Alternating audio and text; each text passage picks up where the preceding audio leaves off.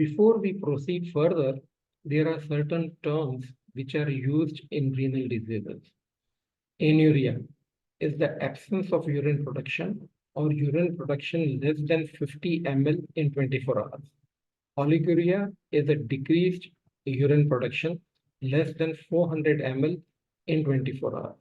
And polyuria is increased urine production more than 2.5 liter per day.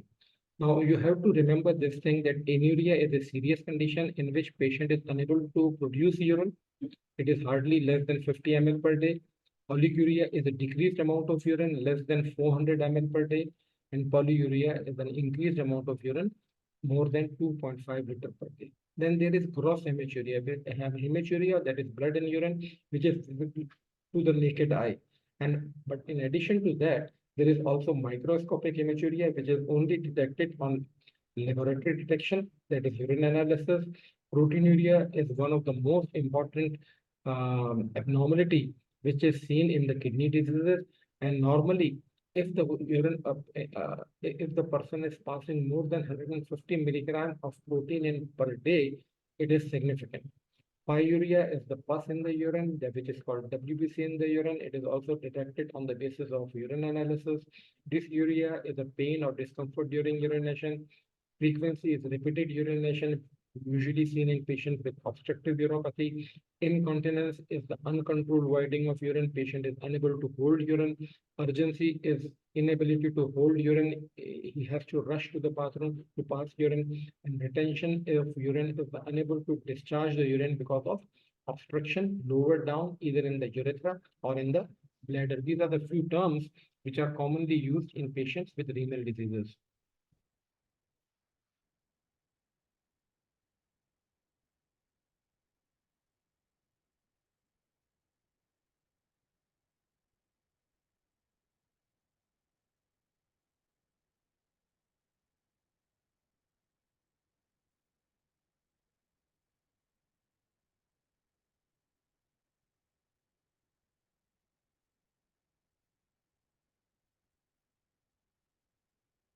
Sure.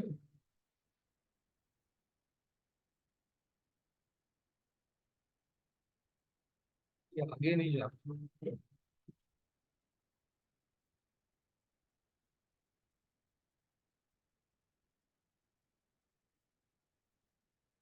एक minute Shoaib, इससे पहले वाली कौन सी थी?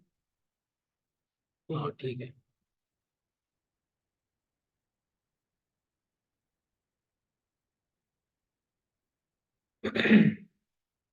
Now, how does the kidney get affected? They can affect it acutely, that is suddenly, which is called acute kidney injury.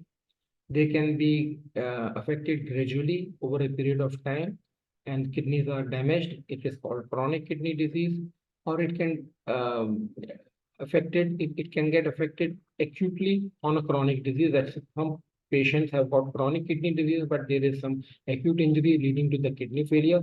And there is rapidly progressive kidney failure in which the kidney functions deteriorate very rapidly. These are the different types of kidney failure or renal failure.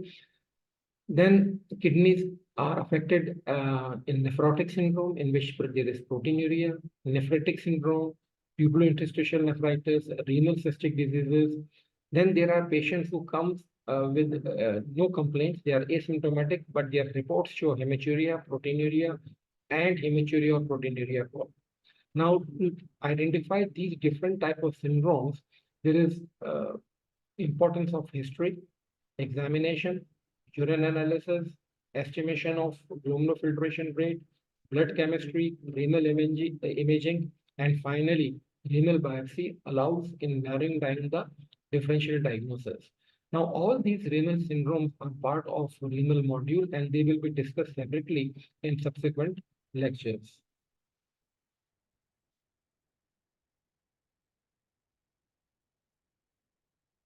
Now, how to diagnose renal disease? By history.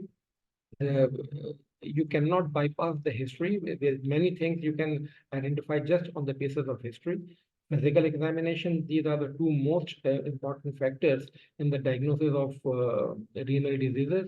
Then urinary analysis, estimation of glomerular filtration rate, BUN of urea and creatinine, blood chemistry, renal imaging, and finally kidney biopsy, which confirms the diagnosis of renal disease.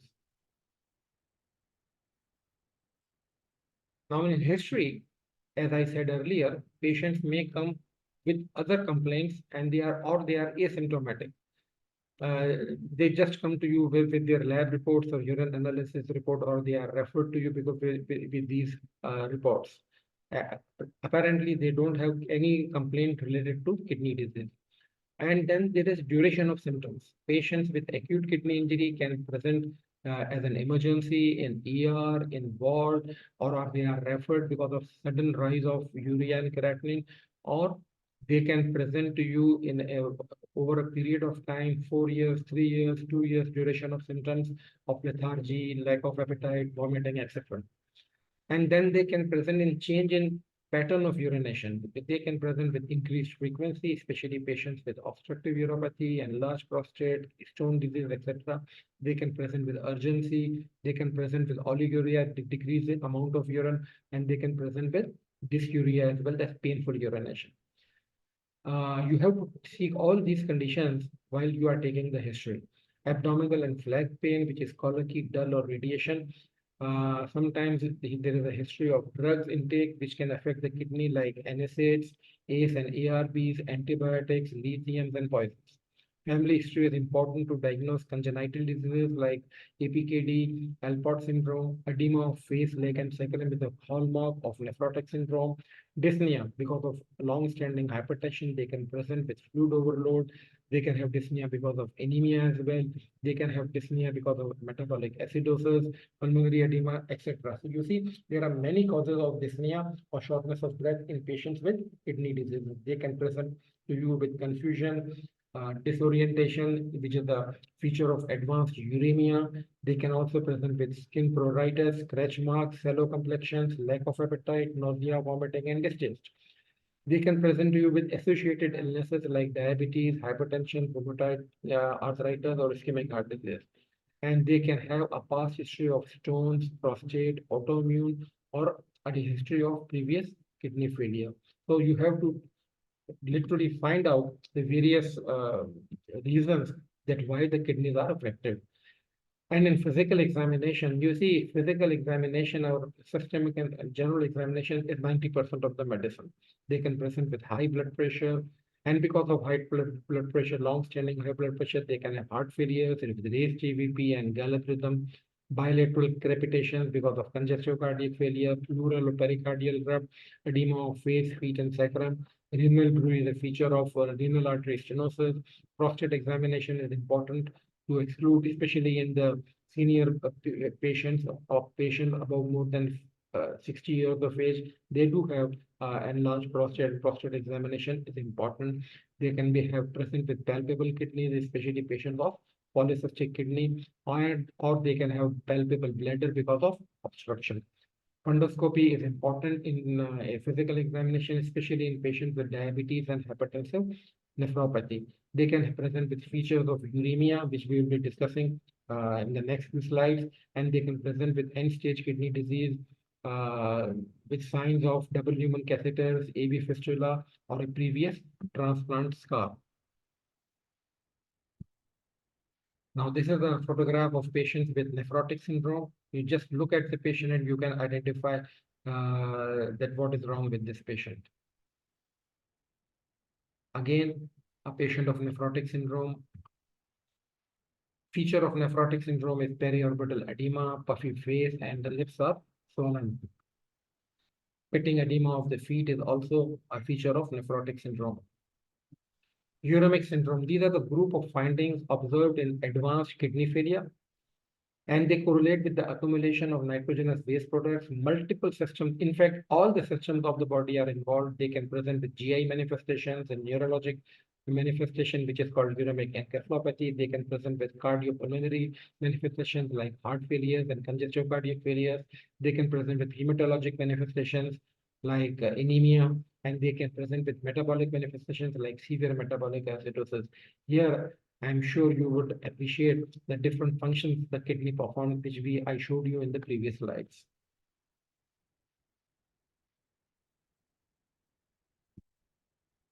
Now, this is a diagram of various organs involved in uremia. Now, this is one of the classical sign in patients with advanced kidney disease. It is called half and half nail. Um, just looking at the nail and taking a brief history, you can diagnose advanced kidney disease. They are also called Lindsay nails. These are scratch marks, ecchymotic patches on the legs, scratch marks. This is a classical feature. Nowadays, these kind of patients are not seen because this is called uremic frost and is a feature of advanced kidney failure with a very high urea and creatinine. This again we will be discussing in the subsequent lectures. Now, investigation of renal disease. This is a separate lecture which I will be taking in the as a second lecture in this series. And how do we proceed with the investigation of based on the history, physical examination, and your clinical findings? You proceed with the investigation of the kidney diseases.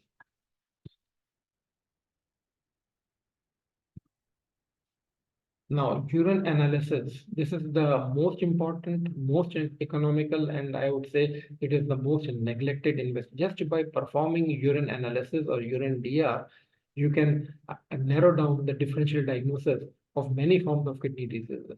But before that, do you collect urine for urine analysis? It should be midstream urine, clean catch, and less than 1 hour. This I will be discussing when we will discuss the investigation of renal disease. Urine dipstick for specific gravity, pH, protein, glucose, hemoglobin, bilirubin, and all other biochemical elements. And urine sediment. Once you have done the dipstick, you have to do a microscopy, centrifuge, and you can identify different types of cells, crystals, and cast in urine analysis.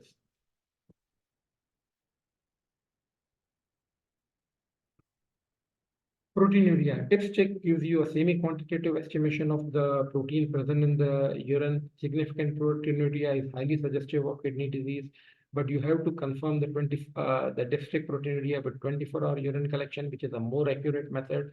Usually, people pass less than 150 milligram of protein in 24 hours, which is non-significant, but anything which is between 150 to 3 gram in 24 hours is a non-nephrotic range proteinuria, and any patient passing more than 3 gram of urine protein in 24 hours has got a nephrotic range proteinuria. Now, this proteinuria could be glomerular, tubular, or overflow. Overflow means that because the kidneys are functioning overly. For example, in patients with multiple myeloma and diabetic nephropathy, they do have overflow proteinuria.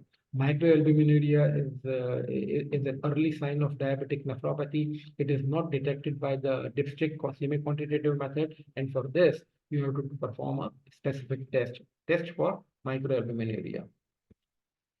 Hematuria. Hematuria is the blood in urine. Any urine having RBCs more than 2 per high power field is abnormal.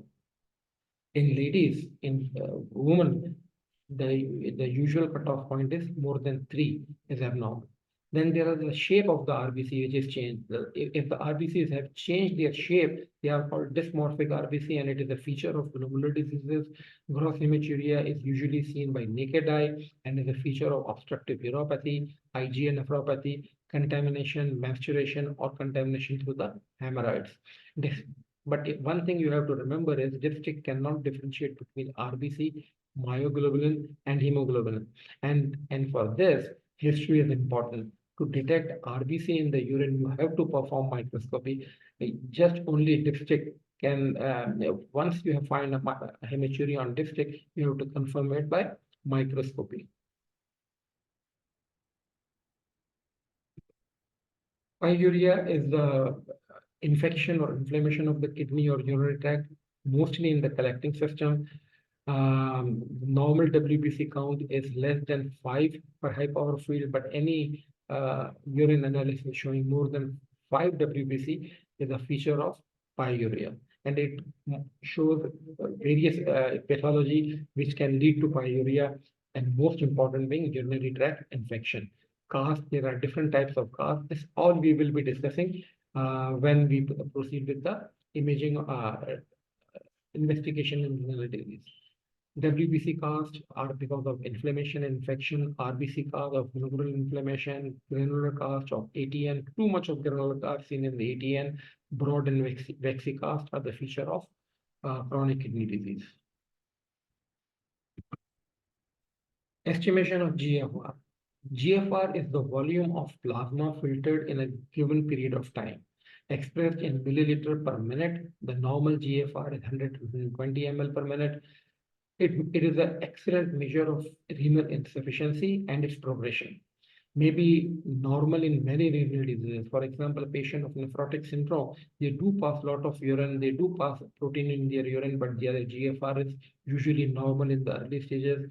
And the best method of estimating GFR is 24-hour creatinine clearance, which is the gold standard.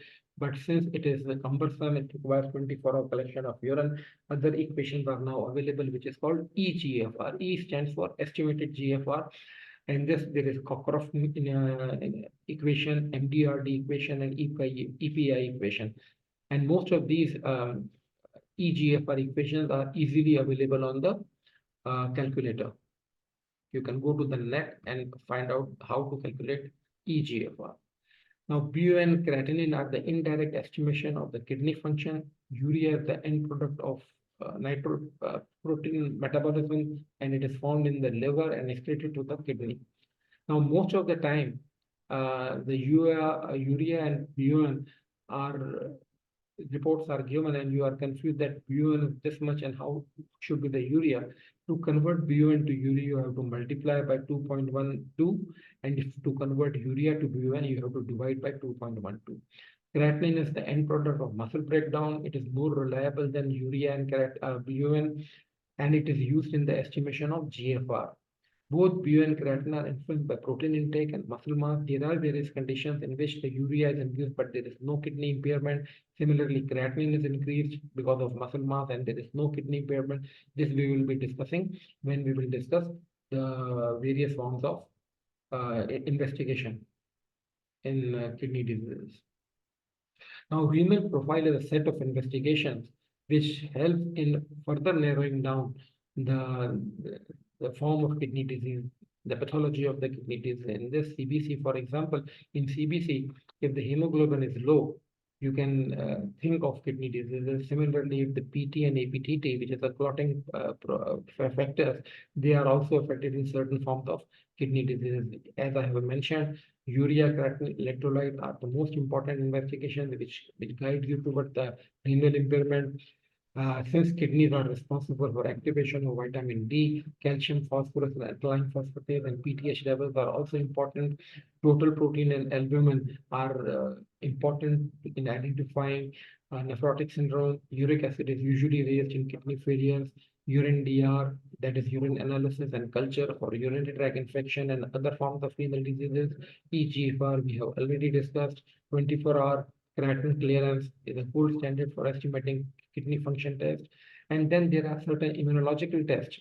For example, a patient of SLE can present to you with kidney impairment. In that situation, we have to do an immunology for C3, C4, ANA, and anti-DNA. Similarly, patients of hepatitis B can present as nephrotic and nephrotic syndrome, and you have to investigate for hepatitis B and C and HIV. There are certain forms of vasculitis like Wegener's granulomatosis and Goodpasture syndrome, in which you have to do ANCA and GBM. ASOT titers are very important in identifying post-streptococcal glomerulonephritis. ACE and protein electrophoresis for diagnosis of multiple myeloma and sarcoidosis. So these are the battery of investigations which helps in narrowing down the differential diagnosis of various forms of kidney disease. Now then, renal imaging, X-ray KUB can give you the size and that if the stones are present in the genitourinary system. Ultrasound is a gold standard for diagnosing of renal disease. It gives you size, cyst, tumor, calculi, and hydronephrosis. DMSA scan is the radioisotope scan for the identification of reflux nephropathy, and it gives you a fair impression of the structure of the kidney. DTPA scan is also a radioisotope scan. It gives you function of the kidney. It in fact gives you a split function of the kidney. For example, how much is the right kidney is functioning and how much is the left kidney is functioning. MAC3 scan can give you both scars, structure, and the split function of the kidney. CTKUB is advanced form where when you are unable to identify stones on the ultrasound KUB, you go for CTKUB. CT scan identify tumor, mass, and malformations. MRI is an imaging technique for the diagnosis of renal artery stenosis or malformation. And finally, renal angiography to confirm the diagnosis of renal artery stenosis and in pre-transplant workup. Finally, when you establish, for example, a patient with nephrotic syndrome, you have to find out what is the cause of their nephrotic syndrome. You have to proceed with kidney biopsy. Similarly, in patients with acute kidney injury, you are unable to identify the cause, you have to perform kidney biopsy. And in patients with chronic kidney disease, if you are not sure about the actual pathology of the chronic kidney disease, you have to confirm it by kidney biopsy. It identifies glomerular diseases, nephrotic syndrome, vasculitis, and various forms of interstitial nephritis. AKI, when cause is not identified, and chronic kidney disease, normal site kidney with no obvious cause. And patients of transplant distinction, you also have to perform kidney biopsy of the transplanted kidney. Now, there are various forms of renal failure syndromes, like, as I have already told you, AKI, CKD, acute chronic kidney disease, rapidly progressive renal failure. It depends on the rate of progression of renal failure. Acute can occur within hours or days, rapidly progressive within weeks and months, chronic months to years, and uremia is common to all forms of kidney failures. These all syndromes we will be discussing in the subsequent lectures. Acute tubular necrosis, common cause of acute kidney injury. There are various causes of acute tubular necrosis. We will be discussing this when we will discuss acute kidney injury. Then there is pre-renal azotemia. If properly treated, it can prevent the production of acute tubular necrosis. Then acute interstitial nephritis, acute glomerular nephritis, and urinary tract infection are the common causes of acute kidney injury. Chronic kidney disease, the common causes are diabetic nephropathy, hypertensive nephropathy. In fact, almost 50% of the patients of chronic kidney disease are either of diabetic nephropathy or hypertensive nephropathy. Then there is chronic glomerulonephritis, chronic tubular interstitial nephritis, and inherited or congenital diseases like APKD and obstructive uropathy can all lead to chronic kidney disease. Rapidly progressive pathological lesions are necrotizing and crescentic glomerulonephritis. The common causes of rapidly progressive renal failure are RPGN, which is called rapidly progressive glomerulonephritis, RPGN secondary to vasculitis, Wegener's, cryoglobulinemia or anti-GBM disease or good pasture syndrome, HIV nephropathy, collapsing FSGS, IgA nephropathy, and lupus nephritis. These can all proceed to rapidly progressive renal failure. Nephrotic syndrome is usually diagnosed when there is more than 3 grams of proteinuria, hyperalbuminemia, edema, hyperlipidemia, and lipiduria. The common causes are minimal change, focal segmental, membranous, and membranoproliferative. Diabetic nephropathy can also present as nephrotic syndrome. IgA nephropathy is a rare cause of nephrotic syndrome. It is a common cause of acute glomerulonephritis, and lupus nephritis can also present as nephrotic syndrome. These are very briefly, I am describing the different forms of renal syndromes. Acute nephrotic syndrome may present as acute kidney injury, hypertension, edema, and active urinary sediment. Active urinary sediment is a sediment which has got proteinuria, RBCs, WBCs, cast, and crystals. Common causes are post-streptococcal, IgA nephropathy, vasculitis, lupus nephritis, and RPGN of any form. Tubular interstitial nephritis is the primary abnormality in or damage to the tubular interstitial system. The glomeruli are relatively unaffected, but it's the tubules which are affected, and that's why it is called tubular interstitial nephritis. And because of tubular interstitial, there is a secondary glomerular damage. Moderate in tubular, there is modest salt fixing, hyperkalemia, and metabolic acidosis, hematuria, non-specific, non-nephrotic proteinuria. Chronic tubular nephritis common causes are gout, drugs, and for acute drugs, NSAIDs, penicillins, and toxins. Acute pyelonephritis is an old name. Now it is called acute tubular interstitial nephritis. It is basically because of kidney infections, pyruvia, fever, WBC, and hematuria. Eosinophilia is common to all forms of interstitial nephritis. Cystic disease, tubular disorder, isolated simple cysts are of no significance. They are usually incidental finding on ultrasound. Kidney size is normal. There is no distortion of Kelly's system, occasional lumbar pain and hematuria. But the most important disease, cystic disease, is autosomal dominant and autosomal recessive polycystic kidney disease, positive family history in autosomal dominant, enlarged kidneys, which are usually palpable, distorted Kelly's system, and hematuria, flank pain, hypertension, and kidney failure is a feature of autosomal dominant polycystic kidney disease. Then there is medullary cystic kidney disease, which is also called medullary sponge kidney. It is commonly seen in children, and it is because of recessive trait. And then there are patients who can present with gross or microscopic hematuria, and they are asymptomatic. Remember, RBC more than 2 or high powerful is abnormal.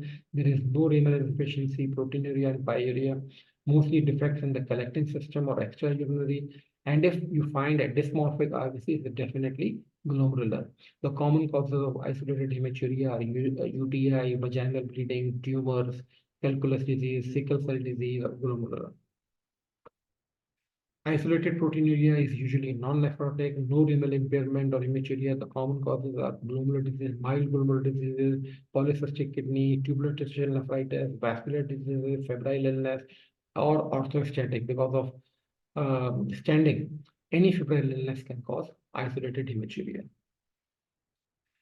But when there is hematuria and proteinuria, both are present, it is always suggestive of renal disease, should always be taken seriously, maybe initial presenting complaints, and we have to consider glomerular, tubular interstitial, vascular, or systemic disease. So in conclusion, a good history and physical examination is mandatory to identify different forms of renal syndromes. And we have to categorize on the basis of history and examination to different forms of renal syndromes and then proceed with the investigations. And the most important is urine examination, if it gives you a clue that which form of renal syndrome is present. Then after that, we go for the blood investigation in narrowing down the differential diagnosis. We always have to estimate glomerular filtration rate so that we can identify the degree of renal impairment. We can use finally appropriate imaging methods to identify different forms of renal diseases. Like example, in polycystic kidney, there are a lot of cysts and the kidneys are enlarged. In chronic kidney disease, the kidney size is usually shrunken. And if we are unable to identify the cause by these measures, we proceed with the renal biopsy, which is diagnostic. Remember, high index of suspicion makes a good physician. Thank you. This was a lecture about how to approach patients with kidney disease. The next lecture is going to be on the investigation. It will be a detailed lecture on different forms of investigations which perform on patients with renal disease. Thank you. Shoaib?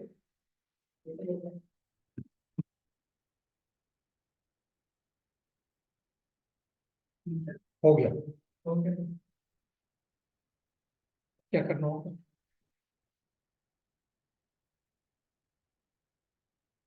अभी check करा सकते हैं ये clip से है ना part one part two वो तो आप लोग एडिट कर लोगे ना वो तो क्योंकि सर इंटरनेट का बहुत हाँ पूरे कॉलेज में इंटरनेट नहीं चला हमारे डिपार्टमेंट में चल रहा यहाँ पे चल रहा है वो बहुत उससे अपना क्या नाम है तो वाहिद भाई से बात करूँ वाहिद भाई को बोला है वो कह रहे हैं कि पीछे से कोई मसला है थोड़ी देर में चल जाएगा थोड़ी देर में मरवा देते हैं थोड़ी देर का हाँ थोड़ी देर तो 4 दिन लगते हैं सबका काम रुका हुआ है डिपार्टमेंट में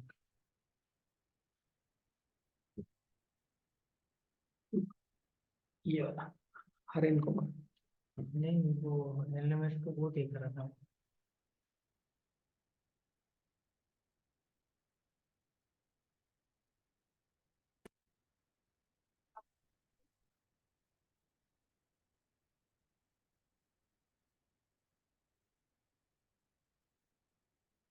लेफ्ट जो है ना इसका पार्ट नहीं पार्ट टू है तो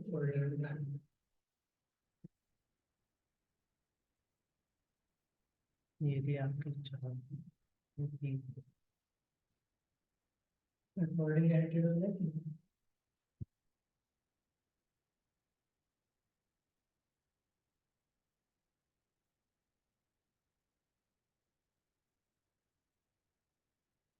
इंटरनेट